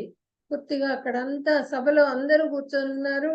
ఆమె వ్యవస్థ చేయడానికి ఆమె లాక్కొచ్చేసాడు దుశ్శాసనుడు. సభలోకి జుట్టు పట్టుకొని ఈడ్చుకొచ్చేసి ఆ వస్త్రాలు కూడా ఇప్పదీసేసి ఆమెని దిగంబరంగా చూడాలనే ఆశ ఆయనకి. తప్పు కదా అది. ఆ వస్త్రాలన్నీ కూడా లాగేయటం మొదలు పెట్టాడు. ఆమె ప్రార్థించింది అందరినీ కూడా, ఇది తప్పు కదా. ఫస్ట్ భర్తల్ని అడిగింది, తర్వాత దుర్యోధనుడిని, తర్వాత ధృతరాష్ట్రుడిని, భీష్ముడిని, అందరినీ ఇది కరెక్టేనా, ఇది ధర్మమేనా, అధర్మంగా ప్రవర్తిస్తున్నారు వీళ్ళు, ఒక్కళ్ళైనా ప్రశ్నించండి, ఒక్కళ్ళైనా నన్ను కాపాడండి, రక్షించండి, ఆపండి ఇటువంటి కృత్యాలన్నింటినీ కూడా ఆపండి అని చెప్పినని ఆమె ప్రార్థించింది. కానీ ఒక్కళ్ళు కూడా ఆమెకి ఎవ్వరు సహాయం చేయలే. తనని తను రక్షించుకుందామని ఇలా గట్టిగా పట్టుకుంది శారీని. కానీ ఆమె రక్షించుకోలేకపోయింది. ఆమె బలం సరిపోలే దుశ్శాసనుడి ముందు. ఆమె రక్షించుకోలేకపోయింది. లాస్ట్కి ఇంకా ఆమె కృష్ణ భక్తురాలు. ఆమె కృష్ణుణ్ణి ప్రార్థన చేసింది, కృష్ణ నువ్వే నాకు దిక్కు, నువ్వే రా నన్ను రక్షించు అని. ఆర్తి అనమాట, ఆర్తిగా ప్రార్థించింది. అప్పుడు వెంటనే కృష్ణుడు వచ్చాడు, వచ్చి ఆమెను రక్షించారనమాట. వలవలు ఇచ్చేశారు ఆయనకి, ఆమెకి. ఆ విధంగా ద్రౌపది ఆర్తుడు. ఆర్తులంటే ఎవరంటే ద్రౌపది, గజేంద్రుడు, ప్రహ్లాదుడు కూడా ఆయన ప్రార్థిస్తూ ఉంటారు.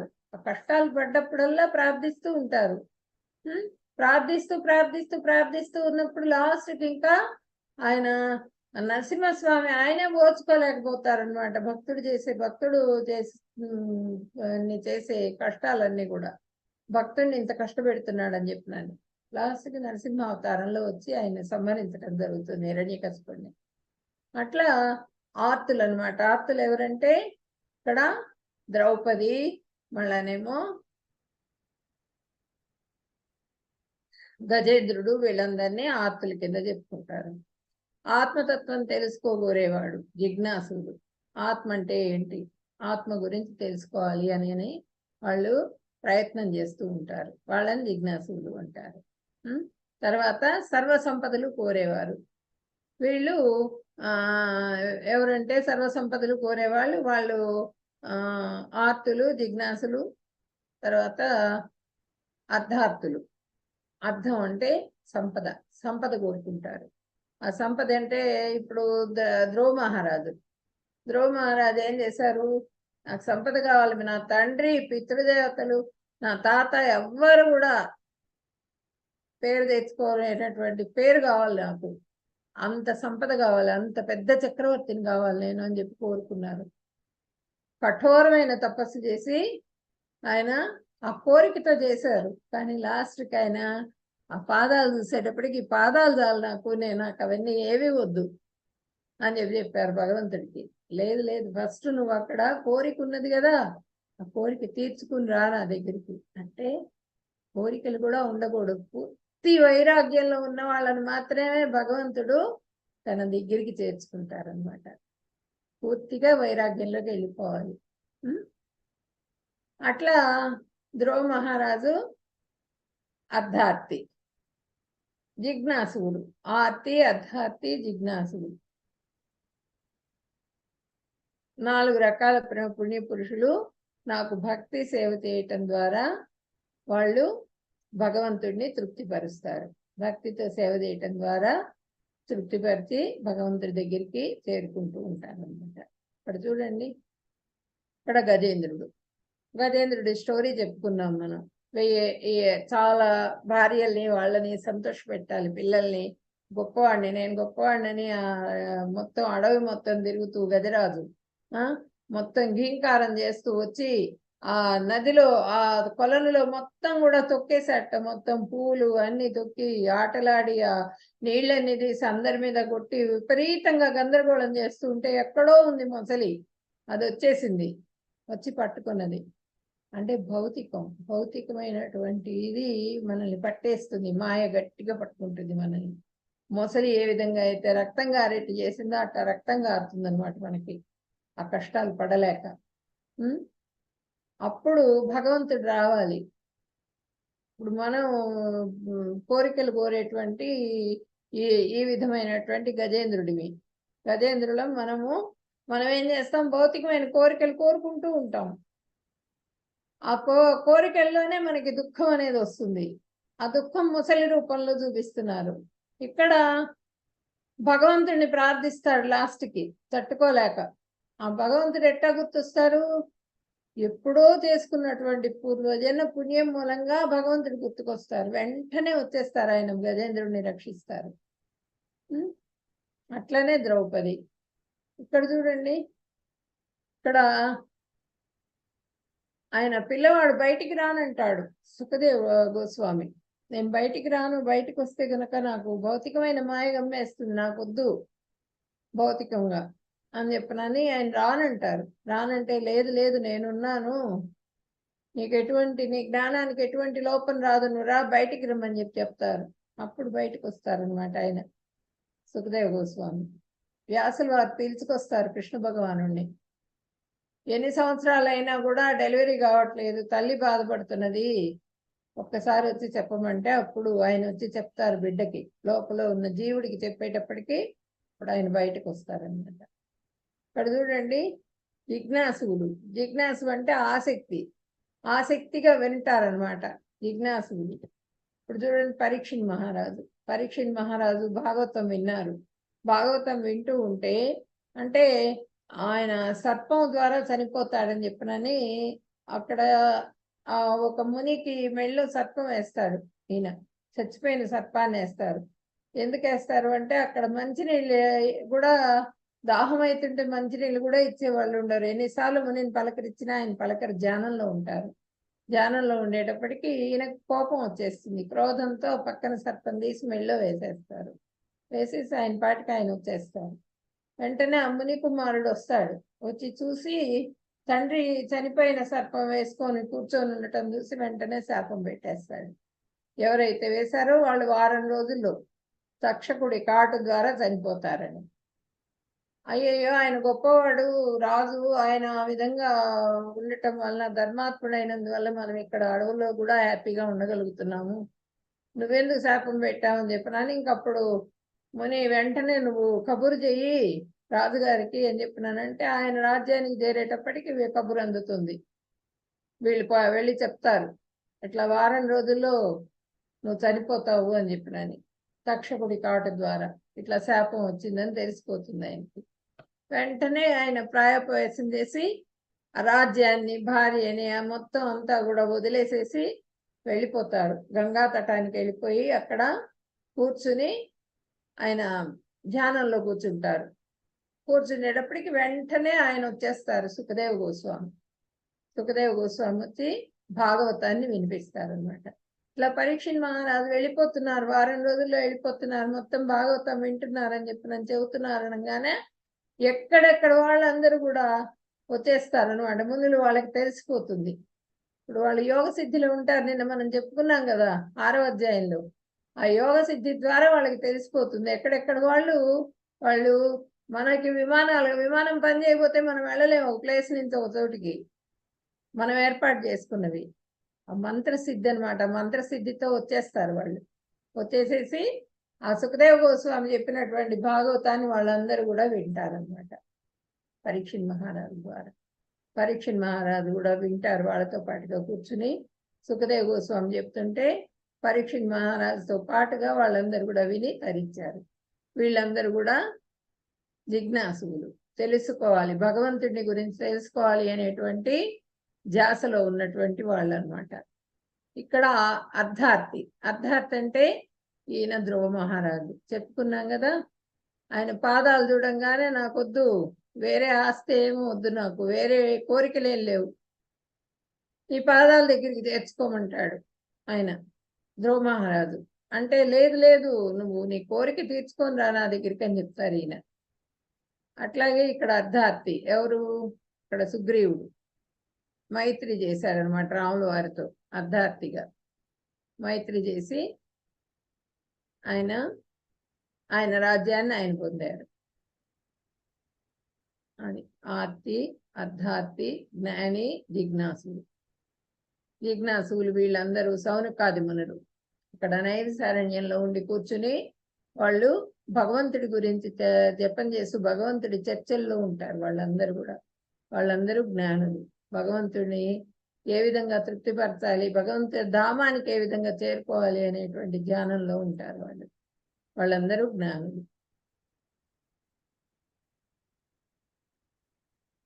వీరిలో జ్ఞానులు ఉత్తమమైన వారు. తేషాం జ్ఞానే నిత్యయుక్త ఏకభక్తిర్విశిష్యతే ప్రియో హి జ్ఞానినోత్యర్థం అహం సచ మమ ప్రియః. ఈ నలుగురిలో నిత్యము భగవంతుని భక్తితో భజించే ఆత్మజ్ఞాని అత్యుత్తముడు. అలాంటి జ్ఞానికి నేను ప్రియమైన వాడిని, నాకు అతను ప్రియమైన వాడు. వీళ్ళందరిలో కూడా ఇప్పుడు మనం చెప్పుకున్న ఆర్తి, అర్ధార్థి, జ్ఞాని, జిజ్ఞాసు వీళ్ళందరిలోకి కూడా జ్ఞాని ఎంతో ఉత్తముడు అని చెప్పినని చెప్తున్నారనమాట భగవంతుడు. ఆత్మని గురించి తెలుసుకున్నవాడు, శరీరం గురించి తెలుసుకున్నవాడు, ఆత్మతో అనుసంధానమైన భగవంతుడిని అనుసంధానం చేసుకోగలుగుతారు. అందుకని వాళ్ళ జ్ఞానులు ఎంతో ముఖ్యమైన వాళ్ళు, నాకు నిజమైన భక్తులు అని చెప్తున్నారు అనమాట.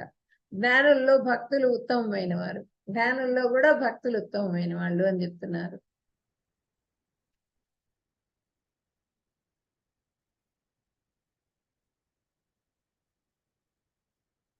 ఉదారా సర్వ ఏవైతే జ్ఞానిత్వాత్మైవమేమతం ఆసిత సహి యుక్తాత్మా మామేవాన్ ఉత్తమో గతిం. ఆత్మ హృదయం.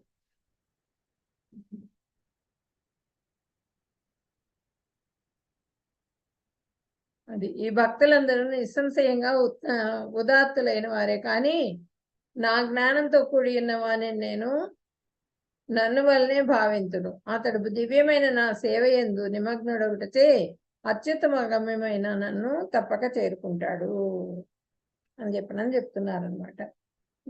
ఇక్కడ ఏం చెప్తున్నారు, వీళ్ళంతా గొప్పవాళ్ళే ఇప్పుడు చెప్పిన వాళ్ళందరూ కూడా, కానీ వీళ్ళల్లో జ్ఞాని మాత్రం నా ఆత్మస్వరూపుడు, అంటే నాతో సమానమైనటువంటి వాడు.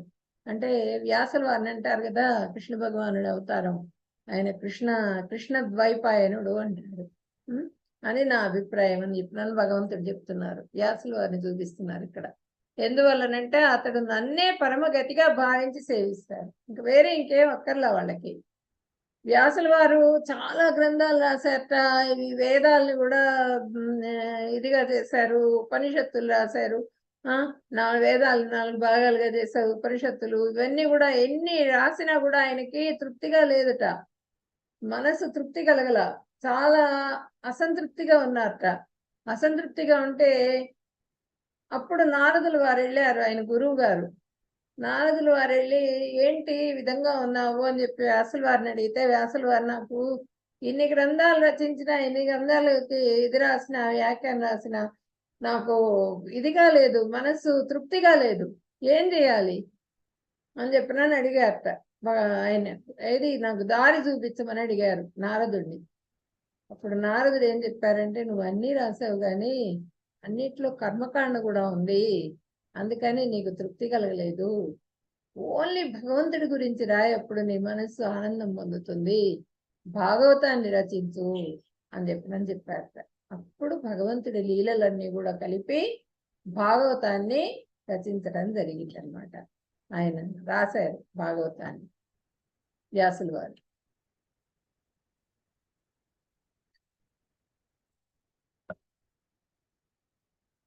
బహూనాం జన్మనామంతే జ్ఞానవాన్ మాన్ ప్రపద్యతే వాసుదేవ సర్వమితి సమహాత్మా సుదుర్లభ.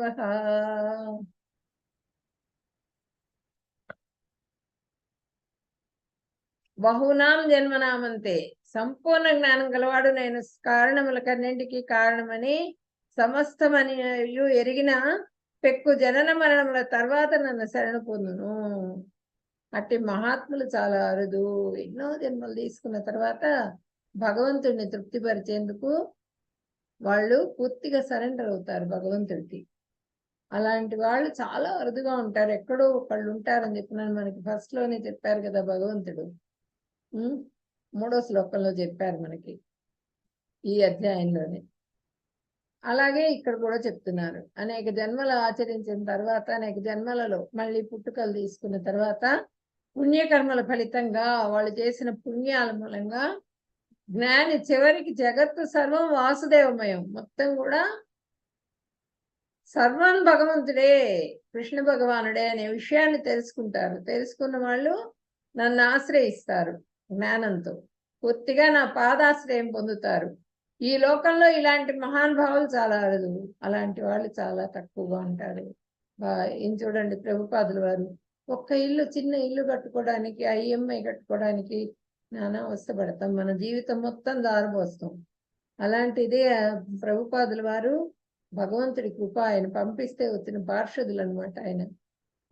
అందుకే మొత్తం ప్రపంచం మొత్తం దేవాలయాలు కృష్ణ భక్తిని అట్లా ప్రచారం చేసేసారు. ఆయన కృష్ణుడికి పూర్తిగా ఆంతరింగిక భక్తుడు ఆయన, కృష్ణ భగవానుడికి. అందుకే అవన్నీ కూడా చేయగలిగారు, మామూలు వాళ్ళు చేయలేరు. అల్ప బుద్ధి.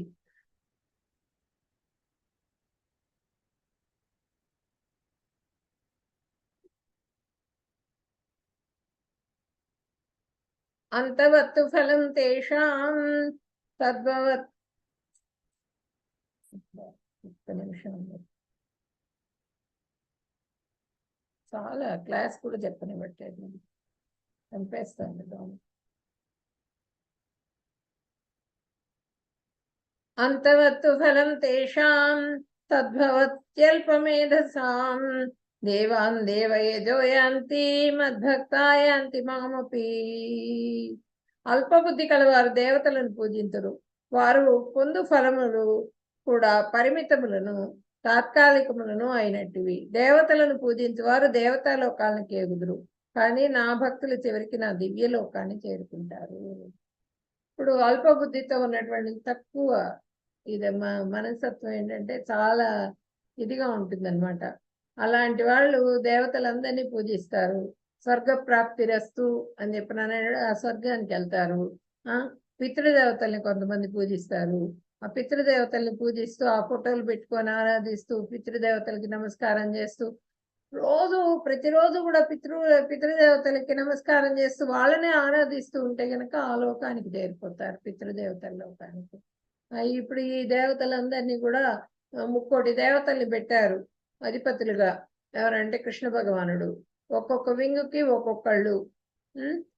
వాళ్ళందరినీ కూడా మనం పూజిస్తూ ఉన్నాం అనుకోండి, వాళ్ళ లోకాలకు వెళ్తాం. భగవంతుడి నిత్యధామానికి వెళ్ళలేం మనం, భగవంతుడి స్వధామానికి. ఎవరు వెళ్తారు?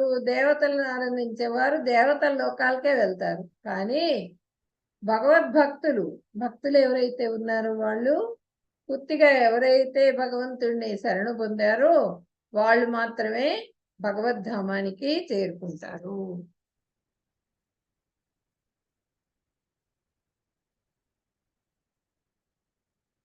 ఇదంతా కూడా భగవంతుడు ఆయన వాక్యాలు అన్నమాట, ఆయన చెప్తున్నారు అన్ని కూడా. అవ్యక్తం వ్యక్తిమాపన్నం మన్యంతే మామ బుద్ధయ. సరిగ్గా కనిపించట్లేదు. అవ్యక్తం వ్యక్తిమాపన్నం మన్యంతే మాం అబుద్ధయ పరం భావం అజానంతో మమావ్యయం అనుత్తమం. నన్ను సంపూర్ణంగా తెలియని తెలివితేటలు, తెలియని తెలివి లేని జనులు నేను ఇంతకు ముందు నిరాకారునిగా ఉండి ఇప్పుడు ఈ రూపాన్ని పొందానని తలుస్తారు. వారి అల్పజ్ఞానం కారణంగా ఉన్నత స్వభావం వారికి తెలియదు. ఇది నశించనిది మరియు మహోన్నతం. సంపూర్ణంగా భగవంతుడు అంటే ఏంటి అన్నది తెలుసుకోని వాళ్ళు మందబుద్ధులు, వాళ్ళకి తెలియదు అనమాట, జ్ఞానం తెలియదు. భగవంతుడు సర్వలోక మహేశ్వరుడు అనే విషయం తెలియదు వాళ్ళకి. వాళ్ళలో వాళ్ళు ఇలా ఈ విధంగా భౌతికంగా ఆలోచిస్తూ ఉంటారు, ఏవో ప్రయోగాలు చేస్తూ ఉంటారు. లేకపోతే నాస్తికులు ఉంటారు, వాళ్ళందరూ కూడా తెలుసుకోలేరు భగవంతుడిని, నన్ను తెలుసుకోలేరు అని చెప్పినని కృష్ణుడు చెప్తున్నారు అనమాట. నిరాకారుడైన ఇప్పుడు ఆకారం దాల్చిందని తలంతురు. ఇప్పుడే నేను వచ్చాను, అందరిలాగే మానవుడిలాగా అందరితో పాటుగా ఉంటుంటే నన్ను కూడా మానవుడిగానే తలుస్తారు వాళ్ళు, భగవంతుడిగా గుర్తించలేరు. అలాంటి వాళ్ళు అజ్ఞాన వశమున వారు నాశం లేనిదియు అత్యున్నతమును దివ్యమును అయినా నా స్వభావాన్ని ఎరుంగరు. అది భగవంతుడి స్వభావాన్ని, అత్యున్నతమైనటువంటి భగవంతుడి స్వభావాన్ని కూడా వాళ్ళు తెలుసుకోలేరు అని చెప్తున్నారు. ఎంతమంది అందరూ ఉన్నారు కదా, అందరిలో దుర్యోధనుడికి తెలియలేదు. ఉన్న వాళ్ళు ఎవరికి కూడా భగవంతుడు కృష్ణ భగవానుడు అనే విషయం తెలియలే. వాళ్ళు ఎంతసేపటికి కూడా భౌతికమైన కోరికలతో ఉన్నారు. భౌతికమైన కోరికలు ఉన్న వాళ్ళకి భగవంతుడిని గుర్తించలేరు. ఇప్పుడు భీష్ముల వారు పరమ భక్తుడు, ఆయన కృష్ణ భక్తుడు. ఇక్కడ విదురుల వారు, విదురుడు కూడా విపరీతమైన భక్తుడు, కృష్ణ భక్తుడు ఆయన. కుంతీదేవి, పాండవులు, ఇప్పుడు కుచేలుడు, వీళ్ళందరూ కూడా అందరూ బోలెడు మంది ఉన్నారు. ఆ ద్వాపర యుగంలోనే వచ్చిన వాళ్ళు. వాళ్ళందరూ కూడా భగవంతుడిని సేవించారు, భగవంతుడి భక్తి కలిగి ఉన్నారు. గుర్తించిన వాళ్ళు అనమాట. గుర్తించిన వాళ్ళందరూ కూడా ఏదో మానవ రూపంలో వచ్చాడు, మానవుడు అని చెప్పినని పట్టించుకోరు. ఇప్పుడు రాయబారానికి వచ్చినప్పుడు ఆయన్ని కట్టేద్దామని చూశారు. ఏదో వచ్చాడు వీడు, మళ్ళీ అన్ననే వెనక్కి వెళ్లకుండా కట్టి పారేస్తే సరిపోతుందని తాళ్ళు తీసుకొచ్చారు. తాళ్లతో భగవంతుని బంధించగలరా?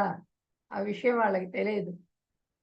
విశ్వరూపాన్ని చూపించేశారు ఆయన అక్కడ తాళ్లతో బంధించేటప్పుడు.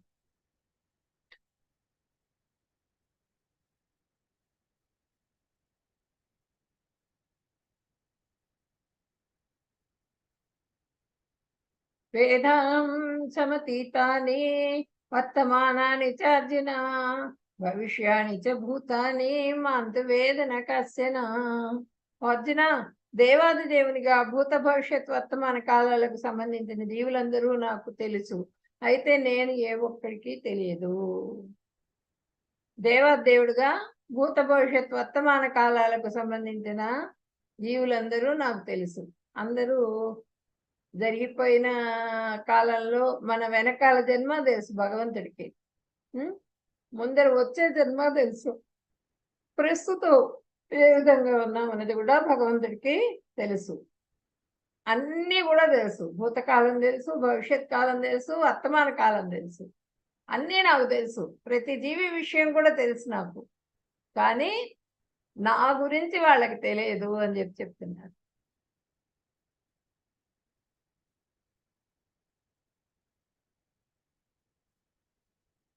ఎవరు భక్తులు కాగలరు?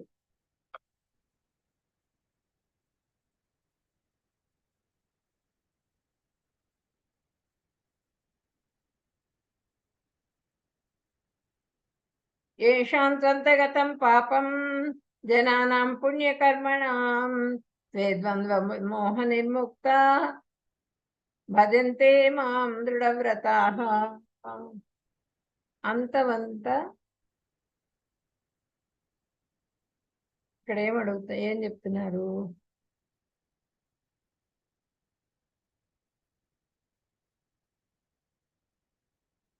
పూర్వజన్మలో చేసిన పాపాలు. ఏషాంత్వంత గతం పాపం.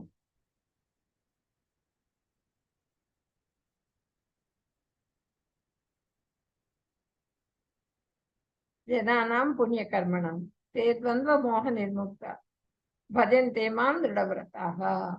పూర్వజన్మలోను ప్రస్తుత జన్మలోను భక్తితో వ్యవహరించిన భక్తులు వారి పాపాత్మకమైన చర్యలు పూర్తిగా నిర్మూలించబడి మాయ యొక్క ద్వంద్వమైన తత్వం నుండి విముక్తులయ్యి వెంటనే ఆ వ్యక్తులు నా సేవలో నిశ్చితమైన నిమగ్నమై ఉంటారు. నిశ్చయంతో పూర్తిగా మనసులో స్థిరమైన నిశ్చయం కలిగి ఉంటారనమాట. భగవంతుణ్ణి హరే కృష్ణ. ఒక నిమిషం.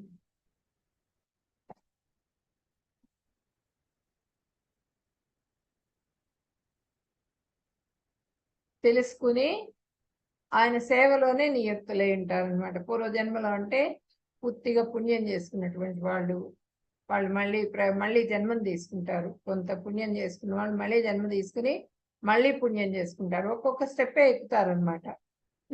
భక్తితో వ్యవహరిస్తారు వాళ్ళు. భక్తులు ఉంటారు కదా, అంత తేలిక కాదు భగవంతుడు దొరకటం అన్నది, కృష్ణ భగవానుడి పాదాలు దొరకటం అన్నది.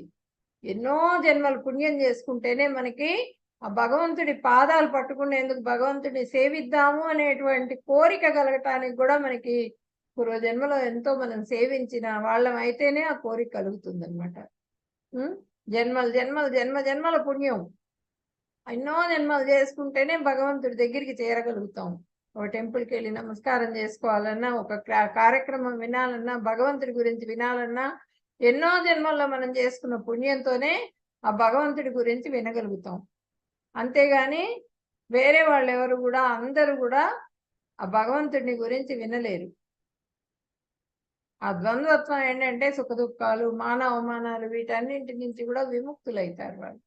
ఆ ద్వంద్వత్వం నుంచి జన్మ జన్మ మృత్యు జరా వ్యాధి, మళ్ళీ పుట్టడము చచ్చిపోవడం, దీని నుంచి కూడా వాళ్ళు విముక్తులవుతారు. విముక్తులయ్యి పూర్తిగా భగవద్ధామానికి చేరుకోగలుగుతారు, భగవంతుడిని గుర్తించి భగవంతుని నామస్మరణ చేస్తూ.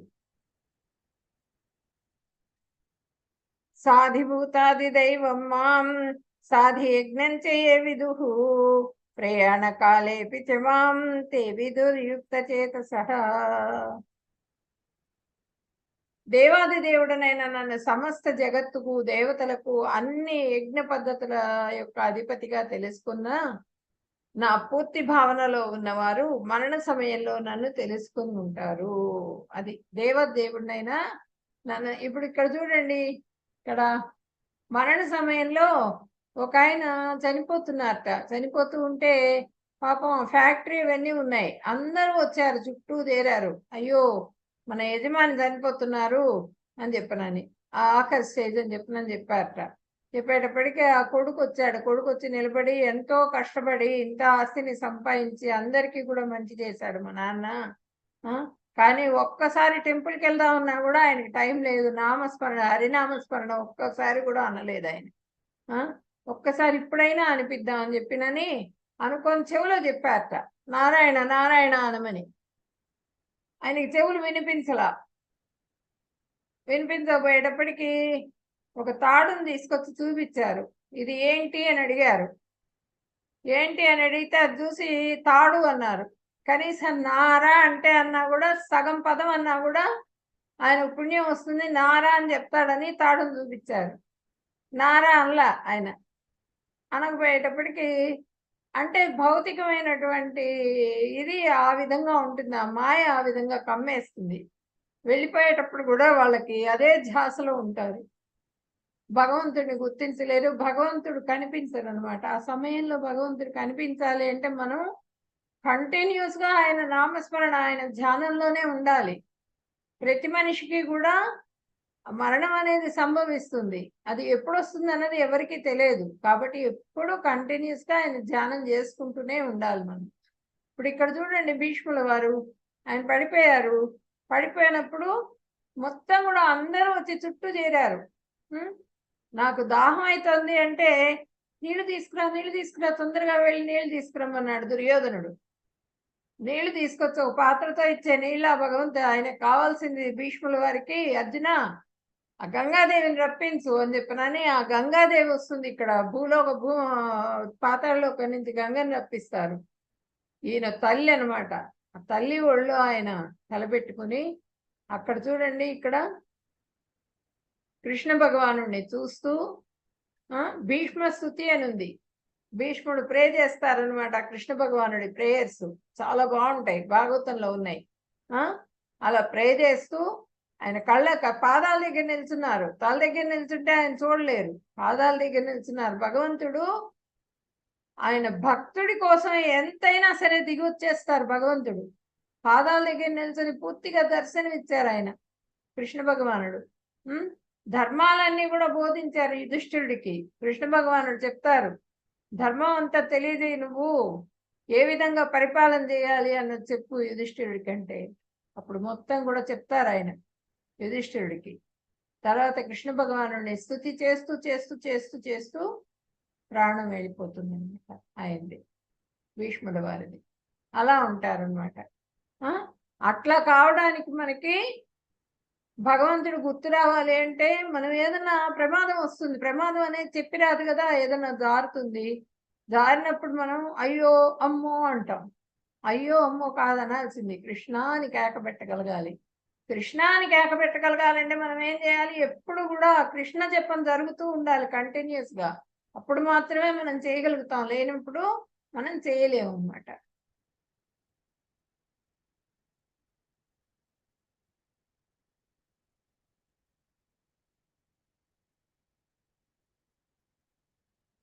వాంఛాకల్పతరుభ్యశ్చ కృపా సింధుభ్యేవ చ పతితానాం పావనేభ్యో వైష్ణవేభ్యో నమో నమః. హరే కృష్ణ कृष्ण कृष्ण हरे हरे, हरे राम राम राम हरे हरे. హరే కృష్ణ. భక్తులందరికీ ధన్యవాదాలు. హరే కృష్ణ. హరే ఎవరికైనా కృష్ణ మాతాజీ, ధన్యవాదాలు.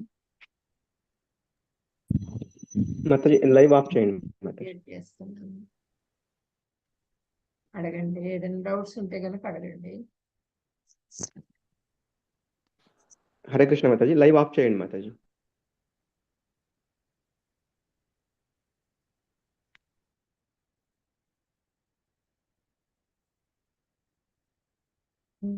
లైవ్ దగ్గర ఇది ఉంది కదా, ఇది ఆఫ్ చేసి క్లిక్ చేయండి మాతాజీ. క్లిక్ క్లిక్ చేస్తే చేశాను. మీకు ఆ స్క్వేర్, చిన్న స్క్వేర్ డాట్ ఉంది కదా, అది అది క్లిక్ చేయండి.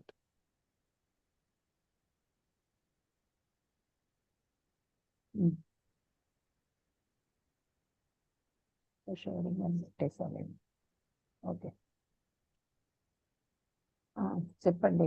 ఎవరికైనా డౌట్స్ ఉంటే చెప్పండి. లైవ్ ఆఫ్ అవ్వలేదు మాతాజీ ఇంకా. అవునా?